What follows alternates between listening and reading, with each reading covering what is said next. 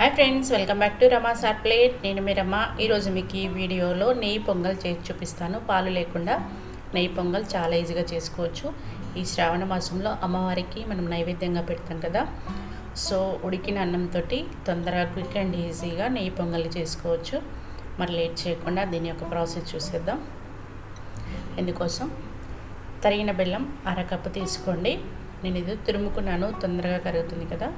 So అరకప్పు తీసుకున్నాను. ఒక గిన్నెలో తీసుకుని ఇందులో కొంచెం నీళ్ళు పోసుకోండి. ఎక్కువగా నీళ్ళు పోయకండి, ఒక పావు కప్పు అయితే సరిపోతుంది. నీళ్ళు పోసుకొని ఈ బెల్లంని కరగనివ్వండి. దీనికి పాకం అవసరం లేదు, జస్ట్ కరిగితే సరిపోతుంది.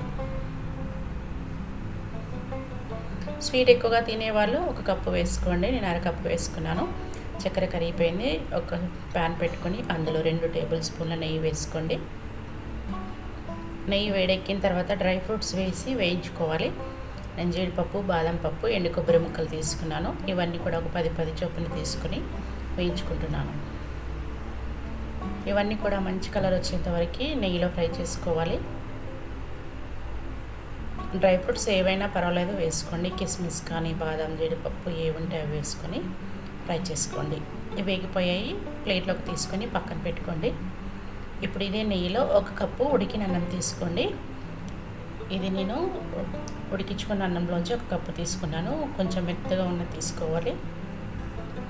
అన్నంను కూడా నెయ్యిలో ఒక 2-3 నిమిషాలు వేయించుకోండి. అన్నం వేగిన తర్వాత ఇప్పుడు ఇందులో ముందుగా కరిగించుకున్నాం కదా ఆ బెల్లం పాకంని జాలిగంట తీసుకొని వడపోసుకోండి. ఏమైనా నలకలు ఉంటే పోతాయి కదా. సో ఈ విధంగా వడపోసుకోండి. ఇదంతా కూడా ఒకసారి కలుపుకోండి.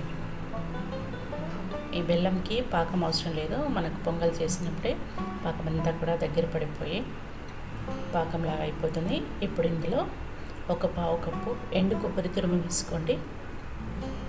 కొబ్బరి తురుము వేసుకుంటే బాగుంటుంది, లేదంటే గ్రైండ్ చేసి అయినా కూడా వేసుకోండి. ఎండు కొబ్బరి తురుము వేసిన తర్వాత ఒకసారి బాగా మిక్స్ చేసుకోండి. ఇది మొత్తం అంతా కలిపిన తర్వాత మూత పెట్టుకొని సిమ్లో బెల్లం పాకం అంతా కూడా దగ్గరికి అయ్యేంత వరకు కూడా ఉడికించుకోవాలి. ఒక 10 నిమిషాల వరకు పడుతుంది. ఒక 10 నిమిషాలు అయ్యాక మూత తీసుకొని ఒకసారి అంతా కూడా కలుపుకోండి. చూడండి, పాకం అంతా కూడా దగ్గరికి వచ్చేసింది. ఇలా రావాలి. ఇప్పుడు ఇందులో ఒక పావు టీ స్పూన్ ఇలాచి పౌడర్ వేసుకోండి. తర్వాత ఒక టేబుల్ స్పూన్ నెయ్యి కూడా వేసుకోండి. మనం నెయ్యి పొంగల్ చేస్తున్నాం కాబట్టి నెయ్యి కొంచెం ఎక్కువగా వేసుకుంటే టేస్టీగా ఉంటుంది. నెయ్యి వేసుకొని ఒకసారి మళ్ళీ అంతా కూడా కలుపుకోండి. ప్యాన్ నుంచి ఈ పొంగల్ అంతా కూడా దగ్గర పడేంత వరకు ఉడికించుకోవాలి. ఇప్పుడు ఇందులో మనం ముందుగా ఫ్రై చేసుకున్నాం కదా డ్రై ఫ్రూట్స్ అన్నీ కూడా వేసుకోవాలి. చాలా సింపుల్గా రెడీ అయిపోయింది కదా. సో అమ్మవారికి మనం శుక్రవారం రోజు నైవేద్యంగా పెడుతుంటాం కదా. సో ఈ విధంగా చాలా సింపుల్గా పాలు లేకుండానే బెల్లం అన్నంతో చాలా సింపుల్ అండ్ ఈజీగా చేసుకోవచ్చు. మీరు డ్రై ఫ్రూట్స్ వద్దనుకుంటే స్కిప్ చేసుకోవచ్చు. డ్రై ఫ్రూట్స్ వేస్తే ఇంకా టేస్టీగా ఉంటుంది. సో మీరు కూడా ఈ విధంగా శ్రావణ మాసంలో అమ్మవారికి ఈ విధంగా నెయ్యి పొంగల్ చేసి నైవేద్యంగా పెట్టండి.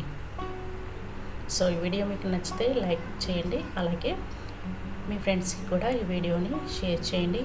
కొత్త రెసిపీస్ కోసం మన రమా సార్ ప్లేట్ని సబ్స్క్రైబ్ చేసుకోండి. Thank you for watching. Bye friends.